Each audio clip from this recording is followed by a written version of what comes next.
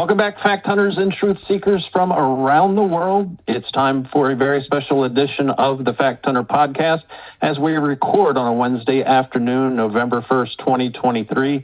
As you all remember, a few months ago, we had Gary Wayne on and we had a pretty in-depth discussion about the Nephilim. And we have someone who has a YouTube channel, Mr. Paul Stobbs, entitled Understanding Conspiracy. It's doing really well. It's got close to 18,000 followers, and he's also working on a book. But as we have been mentioning, Paul has a very unique take on the Nephilim, that they have a look like clowns, and we're going to bring him on right now. Ladies and gentlemen, please help me welcome Paul to the show. Paul, how are you doing today, sir? I'm very well, thank you, George. Thanks for having me. Yeah, absolutely. It's great to have you. We really got great reviews back from Gary Wayne's episode, and we're really excited to hear your take on the Nephilim. And is it something that we can kind of, everybody refers to the movie They Live, right? And in that movie, they put on the glasses and they were able to detect who the leaders and the controllers of this world are. Is this something that you've maybe found a connection to the people who were controlling the evil on this world to clowns? Yeah, well, that's one analogy that definitely fits the bill. I'll say that much for sure. Yeah. This what I've discovered is very much one of those things that once you see it, you can't unsee it. It's very much one of those symbols that once you recognize it for what it truly means, you can't really look at clowns the same way ever again, or anywhere you see a clown the same way ever again. It's definitely one of those theories that can grip you in that way. Definitely.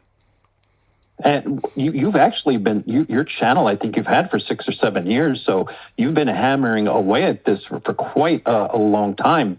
What was it that kind of tipped you off to the Nephilim and then onto how they look like clowns? Yeah, so I started my channel in 2014, but it was in development for a good few years prior to that. I was going through my journey around 2010, 2011 of waking up. That phrase, I don't like using that phrase, but I was kind of learning a thing or two towards the end of the world in 2012. That was my trigger point. That was the thing that got me rolling and asking questions. And then the YouTube channel was kind of something I created after I finished university as an end of year project. I have a degree in art, and that's kind of what I ended up doing in the end. All my artwork became about learning about all these truther topics. So I made the channel as like a thing for it, and it helped me get my degree. At the end of it got graded. But after university, it became its own thing. It became a place where I was hashing out my own ideas and doing my research heavily into occult symbols, just the dark, shadowy, hidden world around us that you start to see when your eyes open, and I collaborated with a few people back in the day, people like KJ Osborne, Tony from God Rules, things that just I was getting into the culture, and I was trying to just have conversations with people and share ideas. And during that time as well, I was kind of coming to my own faith in Jesus Christ and kind of strengthening that, coming out of the New Age Gnostic worldviews I had prior going through university. I was very much a psychedelic tripper type, and I saw a thing or two during those years of my life, which made me understand there is a psychedelic fractal matrix dimension which things reside in, and that can make one question a thing or two when you start to realize that. So knowing there was a spiritual realm made me realize there's a God as well, and that's what got me to Christianity. I say I was saved in March 2014, and my life has got so much better since then, but that's a whole other testimony for another time. It's a long hour-long conversation, but basically, during this time, 2014 to 2016 period, I was steeping myself heavily in biblical history and researching the Nephilim. Gary Wayne was actually a huge influence for me during that time. I had his book, the Genesis 6 Conspiracy. I was absorbing a lot of his work, and he was answering a lot of questions for me about the origins of the Nephilim and where demons come from and what they are today, and having the ancient roots in this Nephilim creation story. And so I was very well aware of these giants that are the offspring of fallen angels mixing with human women. And I'm very well aware of the dragon serpentine nature of these angels. And I already had this trippy concept in my mind of what would that even look like? What would it look like for a lizard thing to mate with a human woman? Right. What would that's insane, because I always remembered, when the Nephilim research was relatively new, you always saw pictures of really hench human-looking giants, like ripped humans is what they always get depicted as. And I was always thinking, like, they wouldn't have looked like that. That's just too human. These things aren't human. You know, these things are something else. They're not humans, just bigger. They are divine in nature. They are part angel, you know, and they would have had some weird, trippy stuff going on based on just the way they look and mixing that with humans, you know. And again, Gary Wayne never really elaborated on what they looked like necessarily, but he did talk about different tribes of Nephilim and what their names would denote, you know, things like the terrible ones or the loud ones, you know, the Zamzamines and all these type of things, the long necks, and there was examples, you could kind of glean information. So I always had that under my belt during this time period, and I kind of had a few experiences myself, psychedelic, weird spiritual experiences, which gave me glimpses of these creatures people see when they're in the DMT realm. And one night I myself saw an enormous jester-looking thing, a black and white patterned fractal jester. And this was a flashback a couple of years after I'd quit all this stuff. I just randomly had this vision one night, you know. So I thought I was just having a DMT flashback. I thought the drugs were just doing something in my brain and surprising me for 10 seconds with this vision. But in hindsight, I'm wondering if maybe I was being shown something by God. I don't know anymore. You know, you start to question these things considering where I am today and what I'm talking about. But at the time, I just took it as information and moved on with my life, you know. And I never forgot this vision of looking up at this enormous giant, big, wide-lipped, grinned, black and white, skinned, patterned, horned, head-angled, shaped monster, you know. It looked like a jester, you could call it, but it wasn't that. It was a creature of some kind that was shaped like a jester. It wasn't wearing jester clothes with bells, you know. It was shaped that way. Its skin was that color. It was insane, you know. So I had that. I had all this knowledge of the Nephilim, and I'd always been having these questions and artistic flourishes in my mind of what would they have actually looked like, you know. I had always wondered. And I had this other dream around the same time period. I was getting heavily attacked spiritual warfare-wise in my dreams. I was having horrible nightmares as I was quitting cannabis, losing addictions, leaving that life behind. It kind of came for me, you know what I mean? And I was doing a lot of battling in my dreams, and I did have this other vision of being approached by a Hatman entity. And I didn't know anything about the Hatman by this point, but I was approached by this trench coat wearing, fedora hat wearing, cane carrying shadow entity in a dream. And I never forgot that either. It was a nightmare. It was horrible. I was being chased by it. It was telling me I owed it something. I don't know what. Maybe some soul contract I'd made years ago. I don't know what was going on, but that stuck with me as well. And the way it was dressed was so bizarre. It was like the ringleader of a circus. You know, it had this hat, this multicolored purplish long trench coat with this cane. It had these multicolored ribbons just flying from behind it in all directions, like the mummers or the Morris dancers of England. These multicolored ribbons everywhere, and I never forgot that either. And then to fast forward, with all this stuff going on in my head, suddenly in 2016, the clown sightings happened. And these people were menacingly standing on street corners, scaring people, you know, trying to lure them into the woods. And it became a national phenomena. Like, every news station, not just in America, it was in the UK as well, was talking about the killer clown sightings. And I was well versed enough in the conspiracy by this point to understand that they wouldn't be showing this to us unless they wanted us to see it.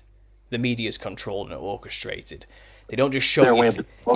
They don't just show you stuff for no reason, you know. And they really made a point of driving home this point. Look at the clowns everywhere. Look at these clowns appearing everywhere. They're just manifesting and scaring people. Nobody knows who they are, you know. It's so mysterious. And something clicked in my mind after this event, and I was like, what if I just typed in Nephilim and clown? What if I just give that a go into any random search engine? You know, I don't know. Something just pushed me to do it because demons, clowns, all together, controllers, societies controlling the media, they worship demons. It was all kind of just clicking into place, you know. And I just did a cursory search into YouTube, Nephilim clown. And nothing came up with that title specifically, but I was scrolling through and I found a random video about the Nephilim of the past, you know.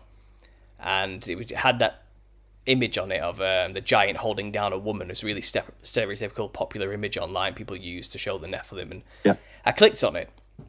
It was by a YouTube channel called The Epic Conspiracy, and he doesn't have many subscribers, maybe like a couple hundred, and he wasn't being serious. He was actually mocking conspiracy theorists. He was making a mock video to make fun of people who believe in conspiracy theories, and he was using the Nephilim as his theme for this particular video, and he did it in that stereotypical History Channel, tone. Like it was an over-exaggeration mockery. Yeah, and he talked about the Nephilim, and he was describing the Nephilim as having red skin and white hair. There's only one logical conclusion: they were interdimensional killer clowns from out of space. And he spoke like that, and he was taking the piss. But to me, something clicked when he said that. I was like, you're more right than you realize. There's something to this, actually. They're connected in some way. So from then on, I started really going into it, and the connections just kept coming. And like I said, here I am 7 years later, writing the book on the subject with a 41 episode series on my channel, just exploring this idea that what we call a clown in the West is a purposefully designed, caricatured symbol that represents the Nephilim, used by secret societies as a means to reference the Nephilim symbolically in things, let's say, like the media or the news, but also in order to dress like the Nephilim and evoke the spirit and channel them openly in public without the public realizing that that's what they're doing. It's an occult symbol that we aren't supposed to understand, that's used by occultists to channel demons. So that's why the Shriners, for example, dress like clowns. That's one major. With their big hats. Yeah. Every Shriner, every Shriner sect has a clown sect within them, and it's we can get into it later. I'll let you ask some questions, but there's a history to this, and I've kind of uncovered it all. That it was all by design. Absolutely, it's no laughing matter either. That's interesting. It says the Melha clowns continued to be, they're often considered the most visible ambassadors of the Shriners organizations. Mm-hmm. That's interesting. They even have a clown's prayer. I'm sure you've come across that. That's really interesting. Well, on the Secret Society, while we're on it, obviously to be a Shriner, you have to have already gone through the degrees of Freemasonry. So it's already a step above the standard of Freemasonry. But then, even then, if you are a Shriner, you could be selected to be a member of a secret society above that called the Royal Order of the Jesters. And that's by invite only, and they only invite 13 people a year. And if you ask to be a member, you're disqualified. You'll never be a member.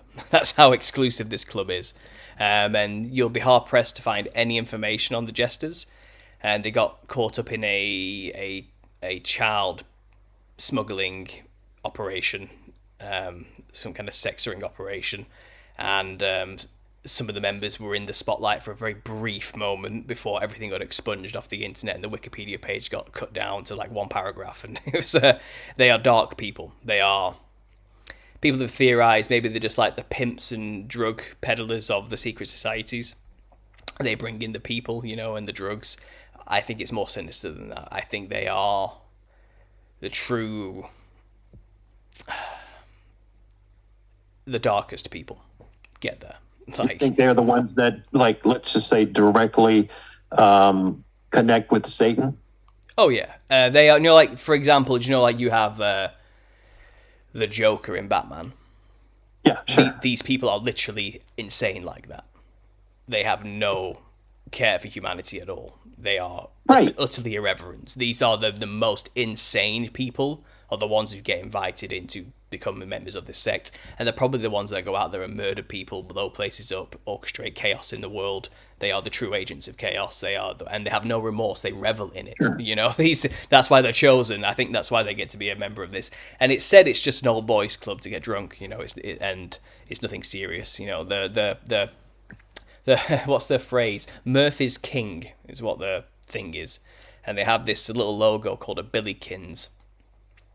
Which is a naked baby man, basically, with a big wooden phallus, which is a gavel.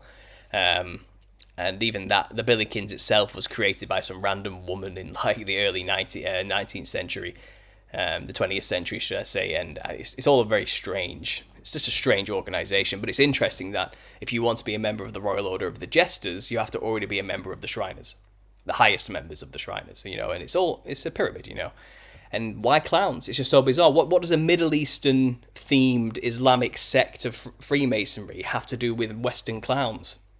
What it means, Right, it makes no sense until you realize they're just using a costume as a means to channel demons. And this is the thing, you'll realize my work on my channel is primarily a study of anthropology. I'm going through every continent into the folk traditions of everywhere around the world. And you'll find every continent and every country within these continents has folk traditions, which are the oldest traditions those regions have, you know, that date thousands of years. And they all have this similar practice called ancestor spirit worship. And they all understand very clearly you dress like your ancestors to channel them. That's what they do. They dress like the thing to allow the thing into them, the spirits, you know. And these ancestors aren't grandma or granddad. They're not your aunties or uncles who died years ago. They are the builders of their civilizations. They are the ancient kings and rulers from the antediluvian, even the ancient past. The old guard generals. That's their version of ancestor spirits. So, you know, they channel them, they get possessed by them, they give them offerings, they eat stuff that they want to eat, you know, they smoke and drink, or they all have their own stylistic way of venerating the ancestors. But the general rule is we dress like them to be possessed by them. And you'll find, my study has shown, they all dress with similar features. They white the skin up. They give themselves a headdress which of red feathers or red reeds of some kind. They put polka dots on or psychedelic paint patterns all over their body or skin. They ordain themselves in ribbons in some cases. They wear masks with huge grins and big eyes. They clown themselves up in a very tribalistic way. What we do in the West is we clown ourselves up in our own stylistic way, but it's no different than their practices. And again, we're just kind of ignorant to it in the West, because the West is a highly Christianized region. The Western Hemisphere, we have Christ right around the corner, you know, and for demons, it's not ideal.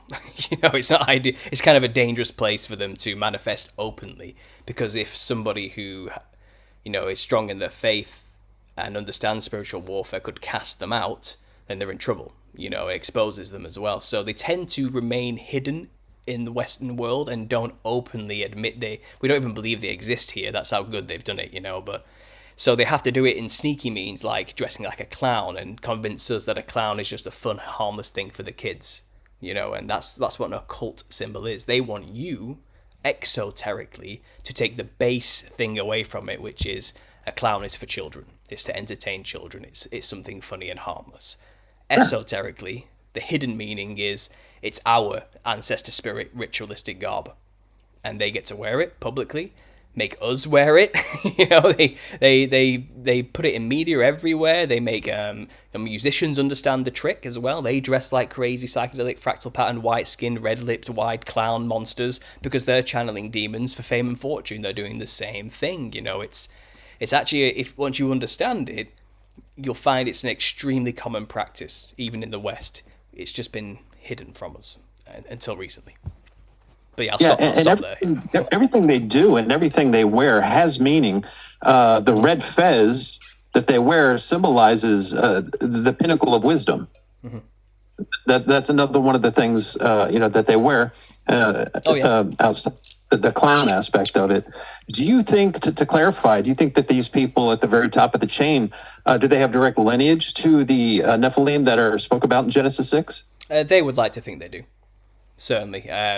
They think they have the divine right to rule, which is angel blood, you know, which is half Nephilim, half human. So yeah, it all goes back to Cain as well. Some people believe, you know, they are a continuation of Cain's lineage, and I do think a lot of the royal families certainly believe they have special royal blood, which is the dragon blood, the serpent blood. You know, Gary Wayne covers this quite a lot in his book, to be honest. But yeah, definitely. And this is the point. You know, bringing it back to the clowns, it might be good to explain just why a clown is a caricature of a Nephilim creature. So we have to bear in mind that a serpent mixed with a human would look very strange, because Sure. we don't have scales, but a serpent does. So it's not necessarily Right. like the creature of the Nephilim would end up with scales, but they would end up with some kind of in between, strange, psychedelic colored, weird skin, you know.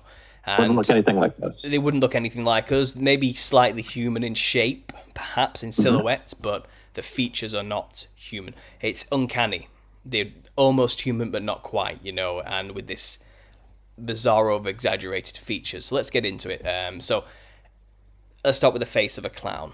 The base of a clown is white porcelain skin, you know, and wild red hair. That is also the base description of any Nephilim creature throughout history. They have extremely pale skin, and they have either golden hair or some kind of bright coloured red hair. Red is the most common description. People in the Americas, tribes who have contended with the mound builders for millennia, you know, have their old oral tradition stories of contending with tall, pale-skinned, red-haired, cannibalistic giants. You know, they're everywhere. And one famous story is the city Ka were driven into Lovelock Cave for eating the tribes people, and they were killed within the cave by putting a fire in front of it, you know. And that was the remnants of those giants murdered and killed by the tribes who were sick of them eating their children and women, you know. So it's kind of, that's one oral tradition story, but you'll find America's full of them. The giant of Kandahar is one famous one which people talk about quite a lot. Correct. Any fact checker will tell you it's all made up, you know, and it's not true at all. But that description was pale skin, 6 fingers, red hair. You know, it seems to be the base of a Nephilim. There's variations, but pale skin and red hair is also the base of a clown. That's your basic clown. That's what you build upon, isn't it? You know, white the skin up, put on a red wig. You're halfway to a clown. So the makeup on the clown, for example, is usually black lines going down each eye. It's reminiscent of a serpent's pupil, a slit of some kind. It's a reference to a serpentine feature, an over-exaggerated one. If it's not the slits going down the eye, they paint on incredibly high brow ridges going up the forehead. This is to first of all make the forehead seem longer and more prominent, which is a common feature found in the skulls of the Nephilim, which is elongated foreheads. You'll find elongated skulls have been uncovered all over the place that don't fit the narrative of humanity's history, because these are the skulls of giants. These are elongated, serpentine, sharper featured entities, you know, and they have elongated skulls. So you'll find a clown often wears maybe a cone head as well, or a pinhead hat, or something to make the head look bigger, you know. So that's, again, a reference to the Nephilim features. The high brow ridge paint, you'll find if they paint these really tall, high brow ridges on them, they shade them in blue. And when they close their eyes, it makes them look like they have enormous blue eyes, which again would have been a feature of the Nephilim. And they were known as the glowing ones around in many places because their eyes glowed bright blue or kind of honey gold in some way. You know, they were luminous in that way, and they had large, huge, terrifying slit eyes. You know, the clown paint on the mouth is usually painted to make the mouth look bigger, longer, wider. That's a serpentine feature. Again, if you look straight on at a snake, it looks like it's smiling at you, because it's just the nature of its incredibly wide maw. A snake can dislocate its jaw to eat its prey. It has an incredibly wide mouth. And that's what that literally is. That's why clowns have wider smiles. It's a serpentine feature mixed with humanity once again. It's a reference. It's a caricatured image. The red around the mouth, the red paint, could be a reference to their cannibalistic nature. Blood around the mouth, that they were blood drinkers, they were eating humans, you know. But it could also just be as simple as, imagine a snake with human red lips. It would look very strange.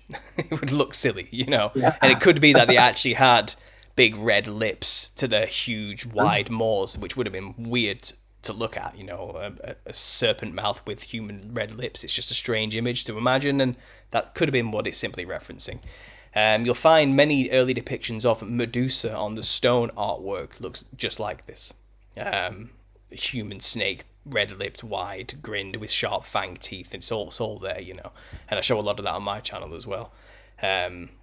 So that's the face pretty much broken down. The red nose is a big one for a lot of people.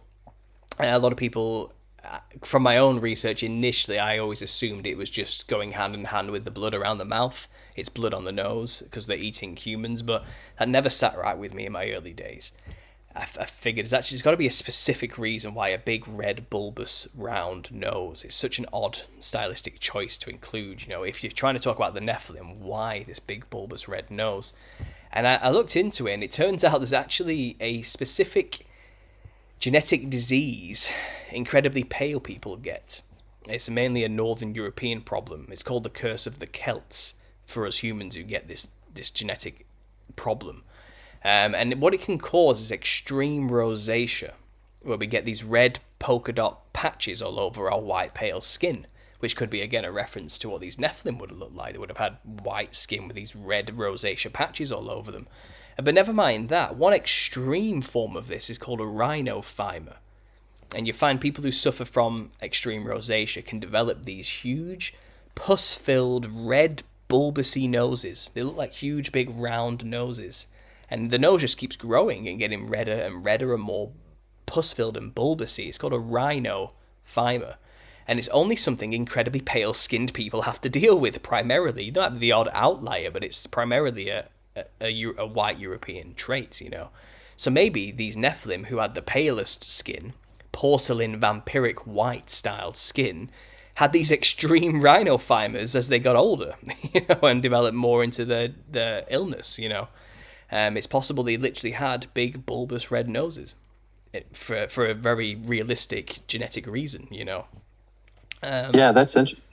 For those listening, basically, if you come in from a very, very cold day, basically your nose and then slightly on your I guess above, you know, your cheek area, just it becomes extremely red. That's really interesting. I'd never heard of that before. Yeah. But like I said, it can develop even further. Though the nose actually grows into a big bulbous red ball. And they specifically called it rat. And the only way to get rid of them, you have to shave it off with a hot wire and re-sculpt the nose back into a normal shape. You don't just get rid of it by putting a bit of ointment on there.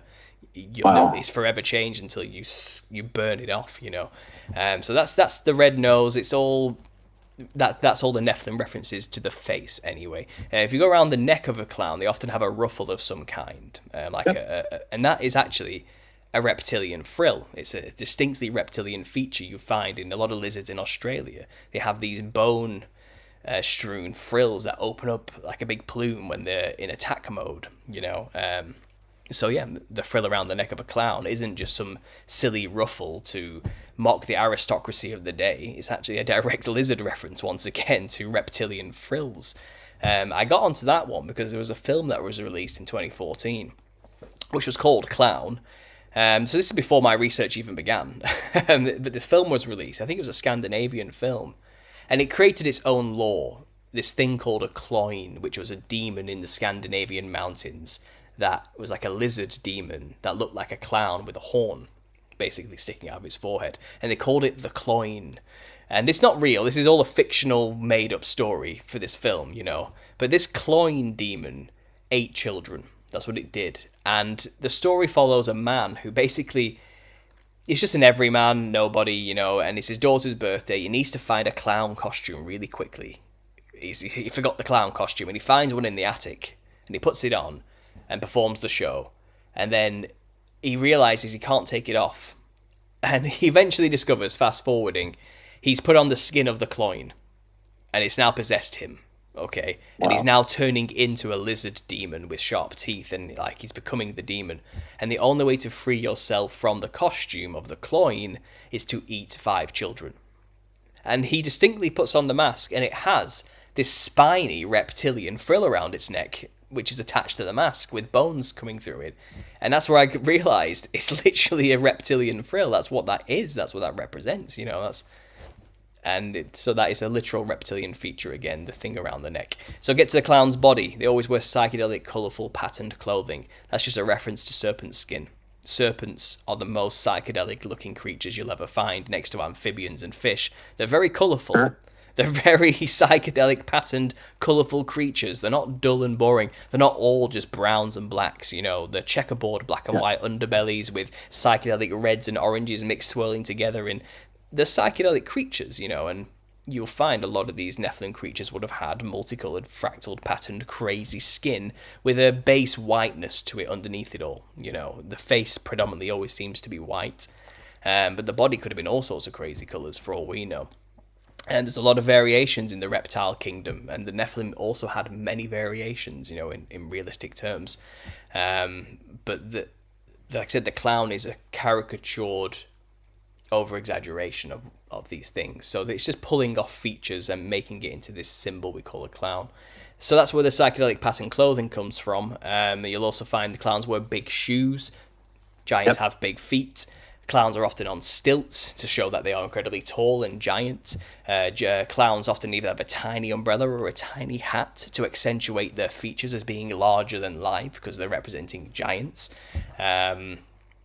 Everything's just a reference from then on.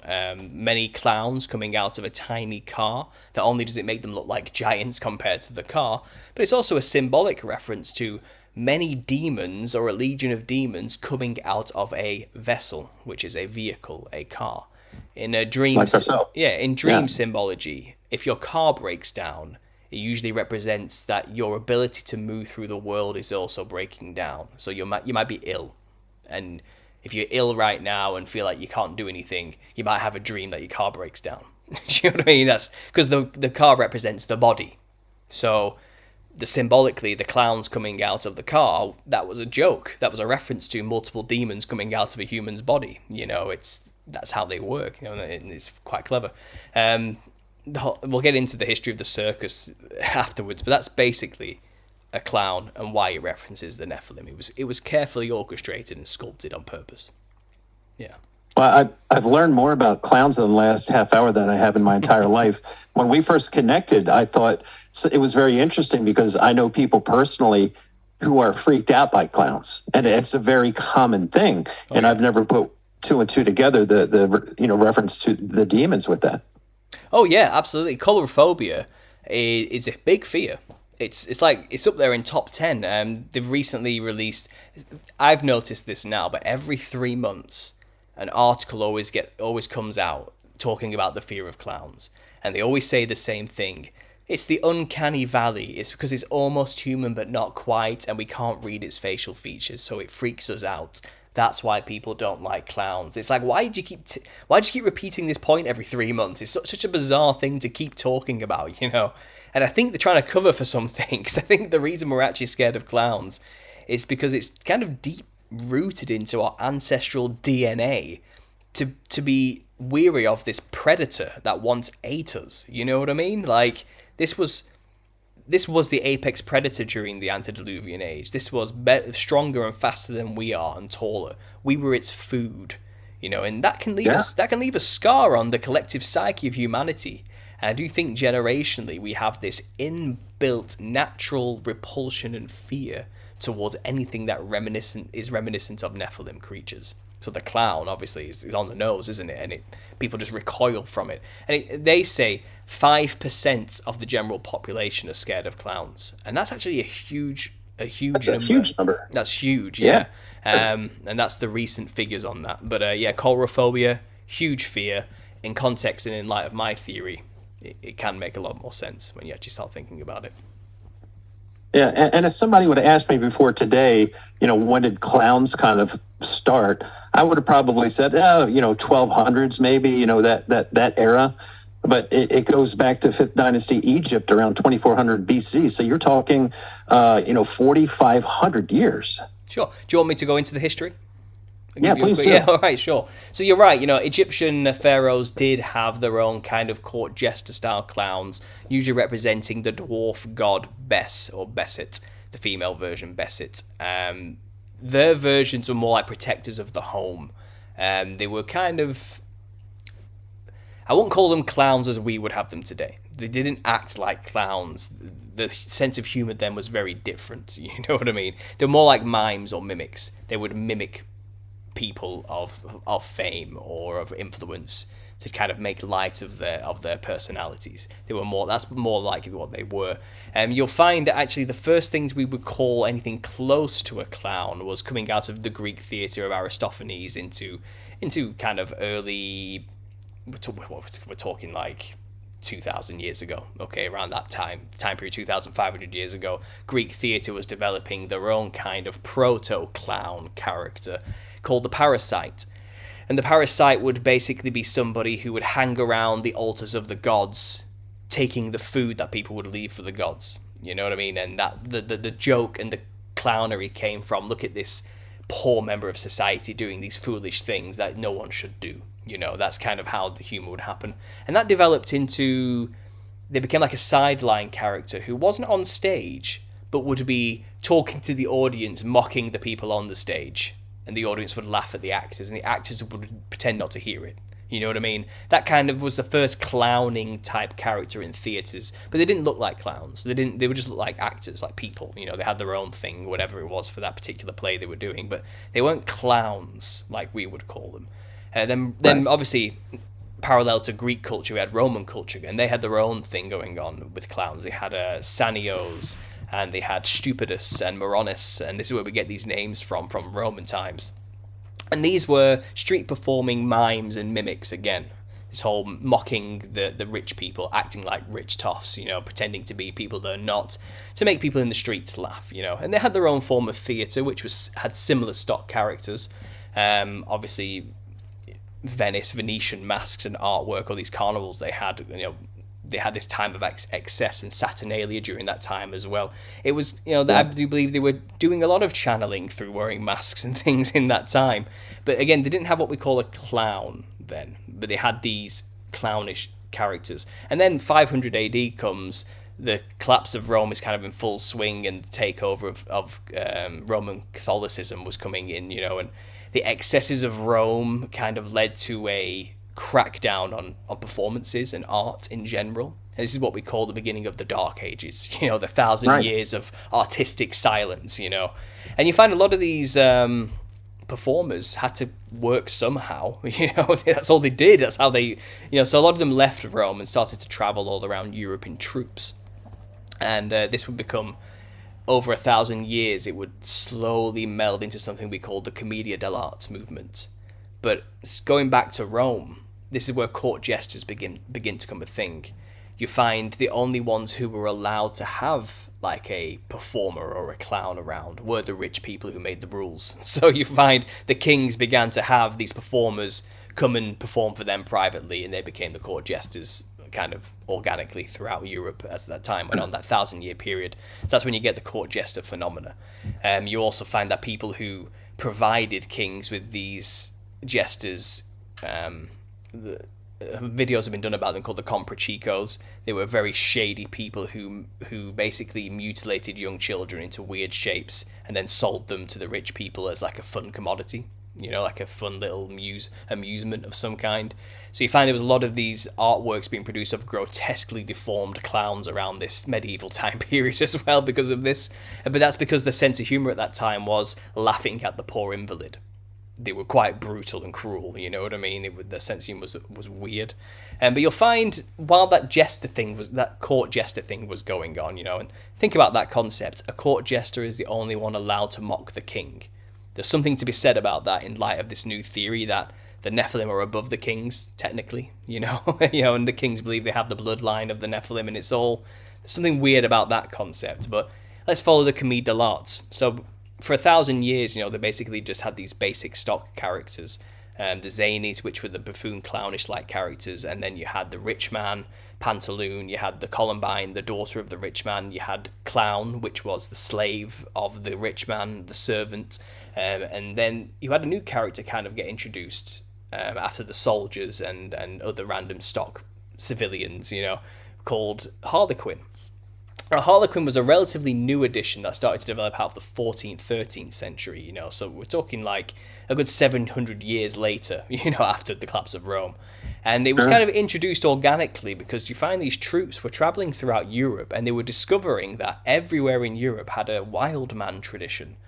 And a wild man tradition happened around the Lent period before fasting, and around the winter period, you know, just before winter started to come in as well.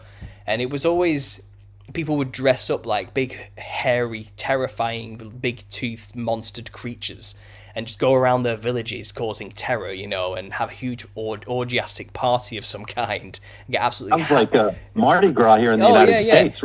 Yeah, exactly. Time period. That's what it's inspired by the same things, yeah. And you find this wild man tradition would happen, and then they would fast for however their period was afterwards. So they have this moment of excess dressed like demons, and then they would suddenly fast and become more Christian again. And you find a lot of that going on after the Roman, the Catholic takeover of pagan traditions. A lot of this stuff was happening, but the wild man tradition was I'm talking it's spread all throughout Europe from east to west. You can go to Eastern Europe and the Balkans and all that area into Russia, and then you can go all the way to Portugal and you'll find the same tradition. It comes out of Celtic traditions primarily. So that covered a large span of space, and they were venerating this tall, hairy, club-wielding beast. Call it Bigfoot if you want to. I don't know. Maybe that's where it all comes from in terms of inspiration. But it was basically a Nephilim giant. And these wild man traditions they believed they were dressing like it to scare them away or to blend in some way. Or in some cases, outright just channel the demon and let loose, and do everything excessively before fasting. It's whatever. They all had their own way of doing it, but it was common. It was everywhere. And these troops picked up on this and realized this is a stock character we need to incorporate because people can relate to it, And it became the demon character. That's what they've made it for. It was the otherworldly thing, the stock demon beast monster who was outside of the play and could break the fourth wall. And Harlequin had his slapstick, and when he hit the stage, the scenery would change. He had powers, He could do backflips and almost like he was flying, And you'll find a lot of Mediterranean Roman influence had been mixed in with it to create Harlequin, because you had characters like Hermes or Dionysus. Hermes with his caduceus staff, or Dionysus with his pinecone thyrsus staff, coming out of that Thracian culture of a fleet-footed Mercury-style character with like wings on his feet, mixed with this beast, hairy creature of the North Teutonic traditions coming out of the northern traditions, and it became Harlequin.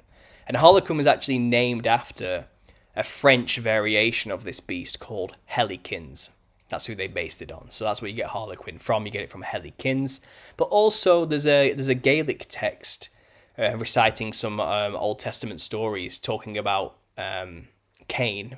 And the Gaelic term is Hurricane. And that could also mean the hairy Cain, Harlequin. So remember, Cain was killed by Lamech and Tubal-Cain because they mistook him for a wild beast while hunting. So he was a hairy wild man, that's how he's described to have looked based on those stories. I think Jubilees talks about that, or Jasher, kind of extra biblical texts. But their versions of it in this Gaelic language would describe it as Hurricane. So that's again another reference to a wild man tradition and Harlequin. So that's kind of where Harlequin comes into it. And that's the first real proto-clown. And this comes out of the 14th, 15th, 16th century. And then coming out of the Dark Ages, big Enlightenment period, artwork is coming back, performances are coming back. You find he was the star of the show. People loved this devilish, cheeky character that would play with his stick like it was a phallus and do cheeky things to people. And that's where the comedy started to come from, But then things changed. Slowly coming into the 19th century, he had developed into kind of like a lovesick fool. He wasn't the devilish character anymore. He wasn't that devilish, weird demon thing, and he used to dress with a black hairy mask and have tattered clothes with tufts of hair sticking out of it, and multicolored patches kind of sewn into it. Not the Harlequin we know, where it has these diamond tight leotard on, that wasn't what it originally was. That kind of only started to happen in the later centuries, the coming out into the 1800s. He started to wear this skin-tight leotard, and he was more of a dandy, like a city dandy. He just would pine after Columbine, the rich man's daughter, and that's where the jokes would come from. Most of the scripts were just stories of Harlequin stealing the rich man's daughter and trying to run away with her romantically, and then a chase scene would happen where the rich man and his servant clown would chase after them. And that's the comedy, that's the show for an hour, this chase scene, Looney Tunes style, wacky stuff.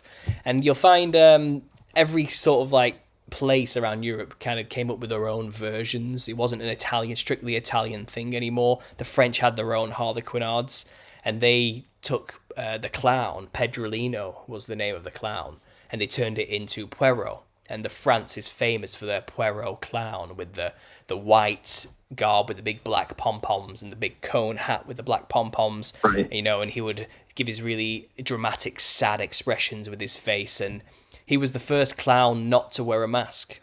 So all of his expressions were done with his actual face, and that was kind of unheard of traditionally, So the French had this romantic, sad sack clown character who was pining after the daughter of the rich man, but she wanted Harlequin. So woe is me, And he was basically like a loser weirdo, who didn't get the girl, and the comedy would come from laughing at his misfortune, And that was like kind of boring. That was a boring clown. That's not the clowns we know today. That's a white-skinned clown, sure, but it was more just, again, a heartbreak story.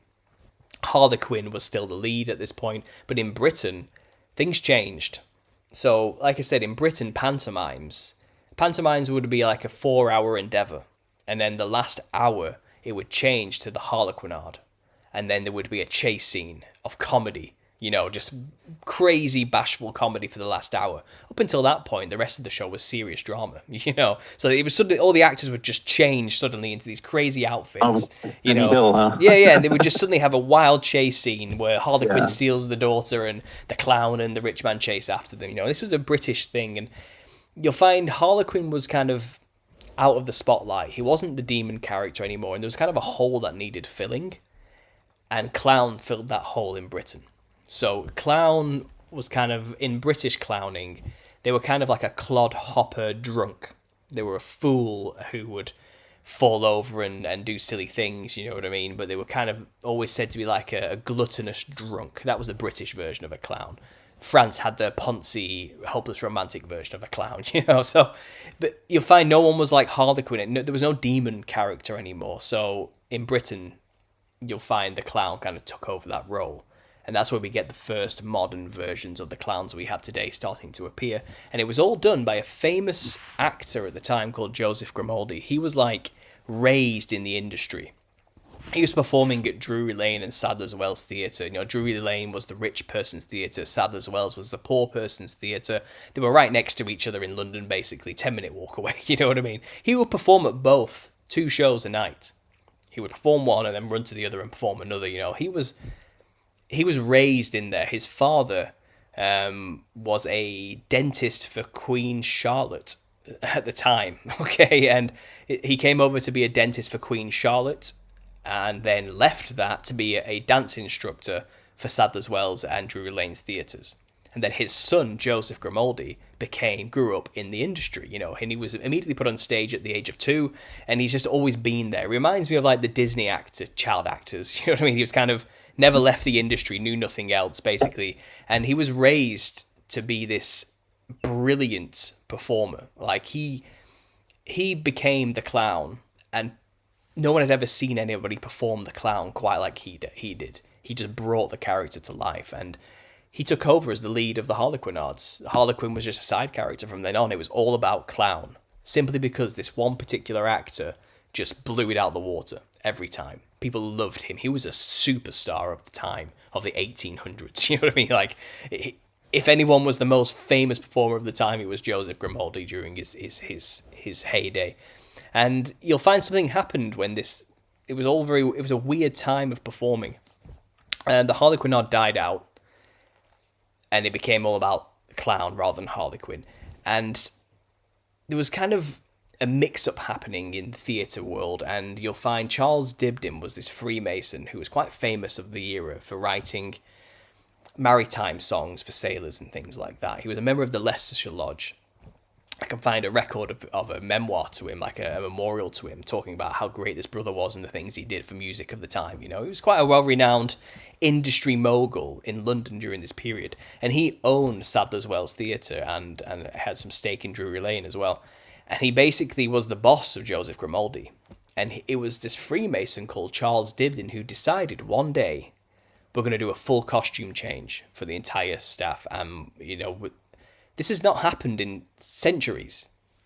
This is the first time the costumes have ever been changed. They've always remained the same stock characters.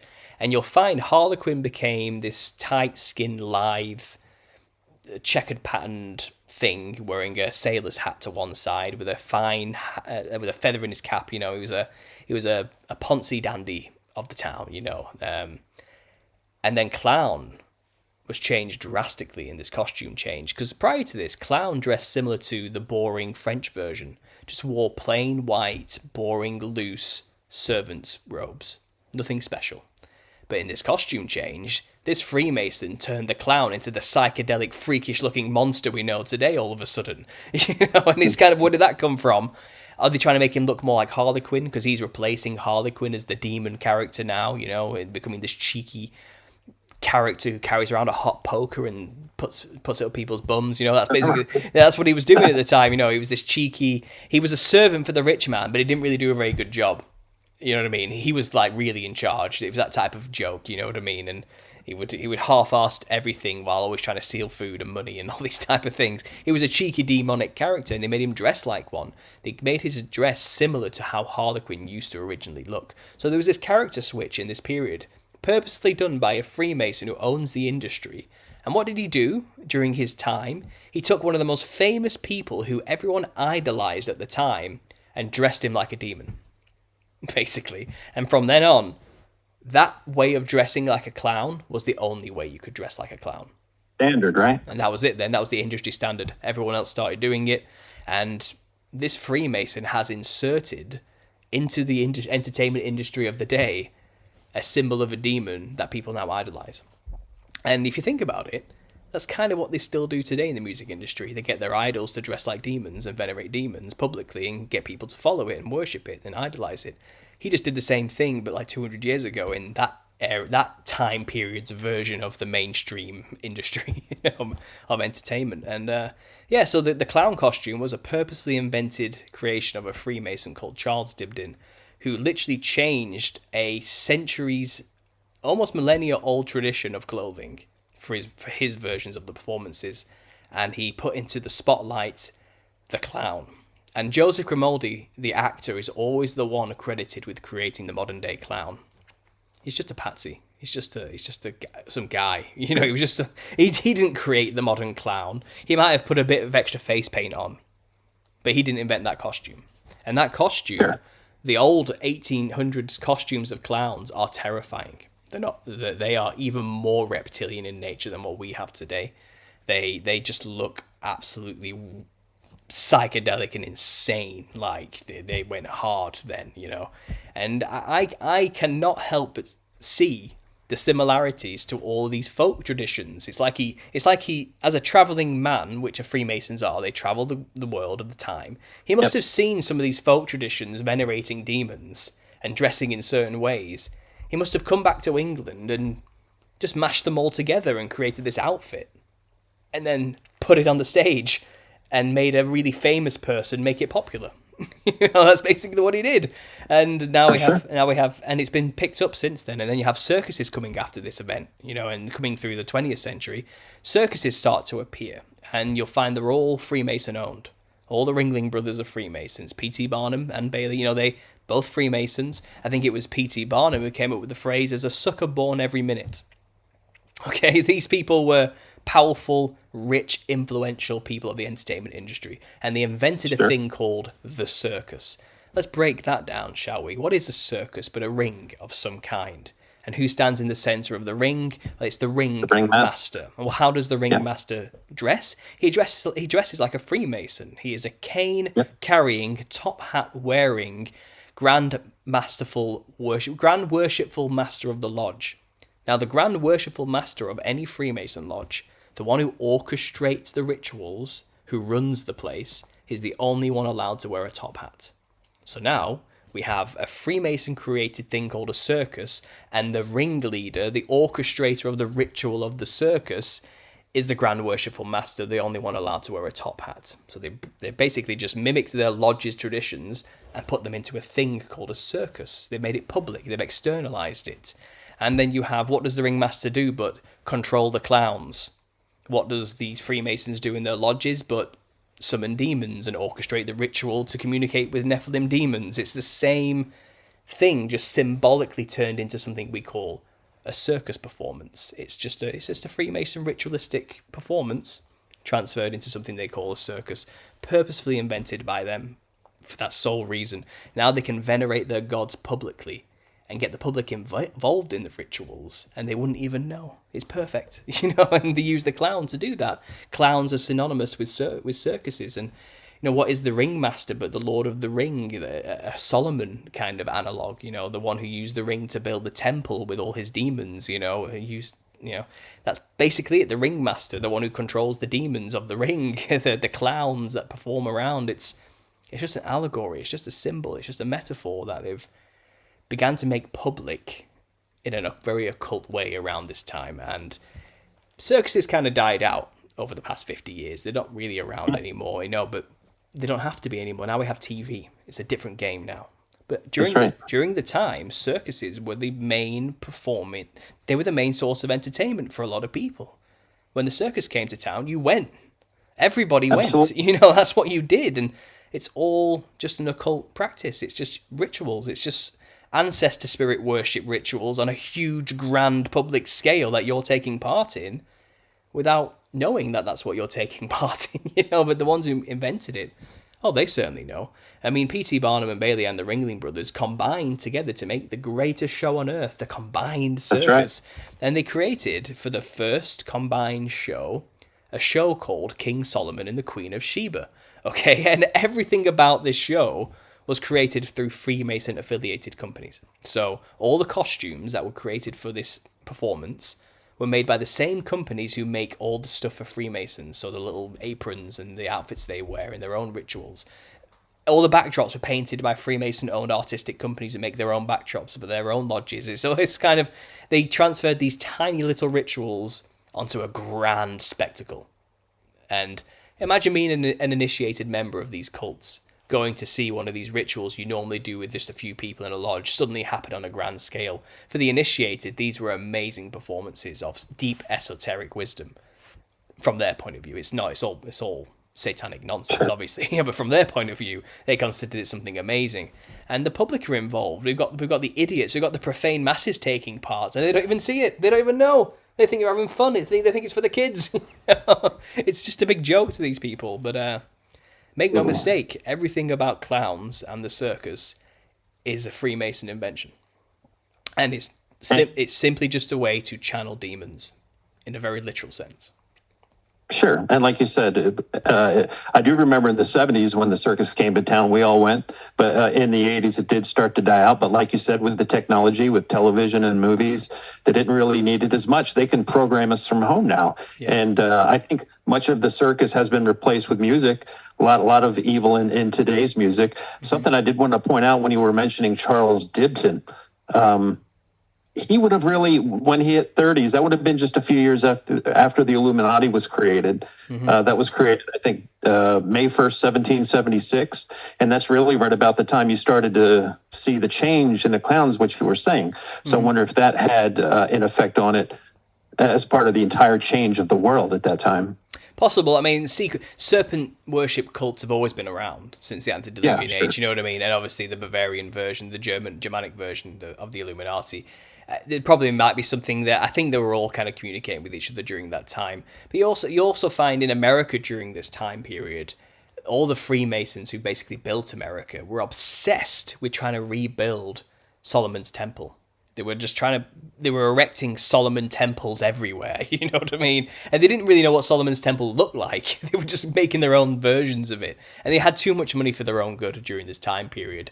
And obviously when the economic collapse came and the Great Depression kind of took over, they had to tighten the belts a little bit and they couldn't just start building all these crazy temples everywhere. But yeah, it was a grand time for Freemasonry, and the circuses were in full swing as well. You know, it was all kind of going on. It was all happening. It was in full swing. They got cocky, you know, and they paraded their gods out in public, and yeah, it was a wild time.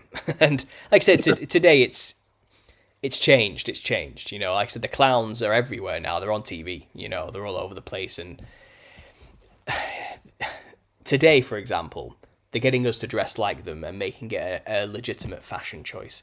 Just at the start of this year, 2023 fashion, Elle released this article showing the runways. They're dressed like clowns on the runways now. They literally are dressing like Harlequin and clowns on the runways, clown-inspired fashion, and they are serious. It's the hottest new trend for 2023. You're going to see more clown styles coming up this year. And just as we saw released throughout this year in 3-month intervals since then, we've had the big red shoes come out, which all the influencers online were wearing, these huge giant red clown shoes, a legitimate fashion choice, and they've just released a big yellow shoe just a couple of months ago, which has a wedge of cheese cut out of the tip. They look like Mickey Mouse shoes, and these are legitimate fashion choices. They look insane, and they're pushing it on us. It's called clowncore. There's this whole subgenre on TikTok of people dressing like clowns and going out in the streets, and it's not Halloween. It's just a style choice. And they're pushing it. If it's on the runways, then it's another controlled industry of creativity, and they're trying to get us to dress like clowns. Now think about the implications for that based on what I've just told you. They're getting us to dress like things in order to be possessed by things. It's right. Whether you're ignorant of that or not is irrelevant. That's what every other folk traditional ancestor worship culture all over the earth does. They know what they're doing, in fact. Like I said, only in the highly Christianized Western Hemisphere do we have to keep it hidden. You go to Africa, you go to Australia, you go to the Polynesians or India or South America. They know what they're doing. They tell you, yeah, we dress like our ancestors to be possessed by them. And they're not hidden. The demons are brash. They'll openly possess people and speak to people and make people do crazy, death-defying things out in public in the open. And because they know, well, no one's going to say the name of Jesus here. No one's gonna rebuke me or cast me out. I've got an audience. I'm gonna revel in it. They're giving me everything I want here. You know what I mean? And it's kind of the demons are out in the open, and the people who venerate them are openly honest about what they do. We're stupid in the West, so we go around dressing like clowns ignorantly. We don't realize we're doing the same thing. We're opening ourselves up in a very literal sense to the Nephilim spirits, and this is what demons are. They are the disembodied spirits of the dead Nephilim, which were once on the earth in the ancient antediluvian and for a short while post-diluvian world. That's what demons are, and they looked like clowns. So dress like one at your own risk, basically. And when they're pushing it on us to make us, what's on the runway might look ridiculous, but what comes downwind of that into the outlet stores is a watered down version eventually. So you might not have a choice. The only things you can buy in the shops are clown themed stuff eventually, you know what I mean? And obviously not everyone's going to do it, but a good portion of people who follow that kind of nonsense, fashion trends, will, and it's just making it more and more truly a clown world, and we have to be careful. 100%. And as we wind down, this hour has flown by. And folks, we're bringing Paul back next month because I want to peel back the onion even more. I wanted to close on this, if you could break it down in just a couple of minutes. We know that all the people at the top of the food chain, the controllers, they always portray themselves as doing good, right? Mm-hmm. Yeah. So we'll go back all the way full circle back to the Shriners. We know their connections to the hospital. Is there something nefarious, or have you looked into it between the Shriners and the hospitals for children? Well, they always need some kind of smoke screen to get away with why they're doing what they're doing. To say that they're dressing like clowns to entertain sick, dying children, it sounds like a noble endeavor, doesn't it? But it gives them a good excuse to get away with dressing like demons. You'll find another very common version of this is something called Children in Need in the UK. It's called Red Nose Day.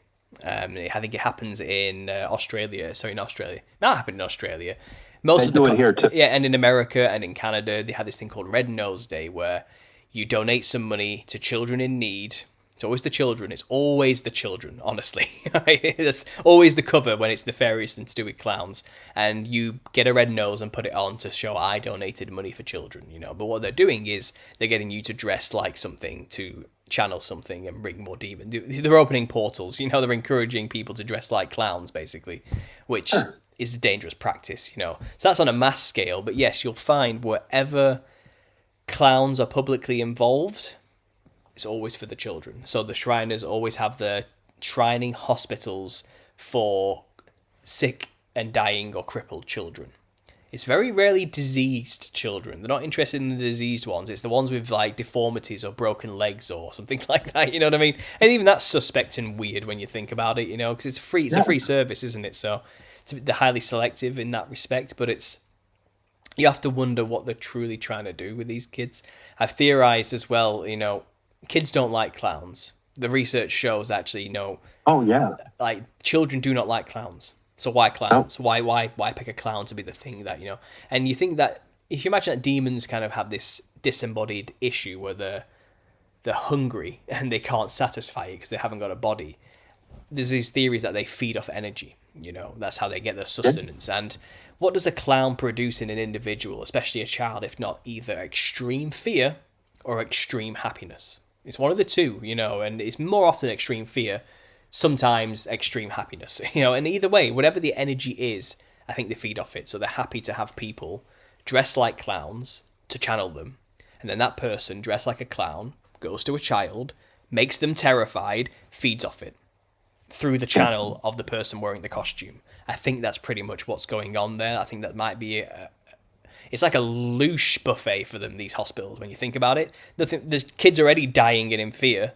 And then you come waltzing up to them dressed like a demon, make it even worse, and then that demon just feeds off the energy through your vessel that you're dressed like. It all makes sense when you start seeing it as in spiritual warfare terms. It sounds insane on the surface. I know how crazy that sounds, but Stephen King's It's literally about a fear-feeding interdimensional clown.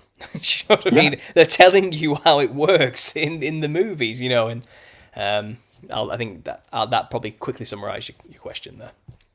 Yeah, 100%. And I look forward to bringing you back the first or second week of December, folks. So please do send in your questions for Paul, and we'll peel back the onion another layer. That'll give me a chance to catch that 2014 clown movie and look at the esoteric side of it. And I'd like to dig a little deeper into this because I really underestimated the depths to all this, and it's very interesting. And one thing I do want to add as we close is in 2016, I opened my own small business, and from 2016 to 2018, I was working 70 hours a week. I was kind of oblivious to everything that was going on in the world. And today was the first time I've ever heard of 2016 clown sightings. And reportedly, the first sighting was Green Bay, Wisconsin. And we've been working on, there's a town an hour, I think it's south of Green Bay, called Racine, Wisconsin, which is kind of the NWO city for the future. They've already kind of kicking off their 15. Have you heard of the 15-minute cities? Yes. Where they want, that's in place. The mayor is a brother of the guy who was doing the coronavirus stuff at Cornell University. It's a very unique city. I just found it very interesting that the very first sightings for the 2016 clown sightings were in that area. So that's something I would certainly look at. So as we call it a day for this episode, can you please let everyone know where they can find you? And of course, we'll have the links in the show description, but I'll give you the final word, sir. Sure. So if you want to follow my full series on this, which spans over 7 years, you can go to my channel at UnderstandingConspiracy, and you will find it. If you just type in "the Nephilim look like clowns," you may not find me. I seem to be buried heavily. A lot of other things come up before I do for some reason. But you will find a full series if you just go straight to my channel. I think, George, you've got the links, haven't you, for them to follow? Yep. And that's basically where most of my work happens. I do have a Telegram group with about just shy of 400 members. You can you're welcome to join that and get in on the conversation. We don't just talk about clowns. It's about anything and everything conspiracy related. Even though I am the guy who predominantly is known for the Nephilim look like clowns, I do talk about a lot of other things. I cover a lot of ground. So come to the channel, come check out the work, come see my backlog and find out who I am and what's going on there. Awesome. You've been really generous with your time. And folks, remember, go to the show notes. All his links will be there. And I'll find the link to the Telegram group and put that in there as well.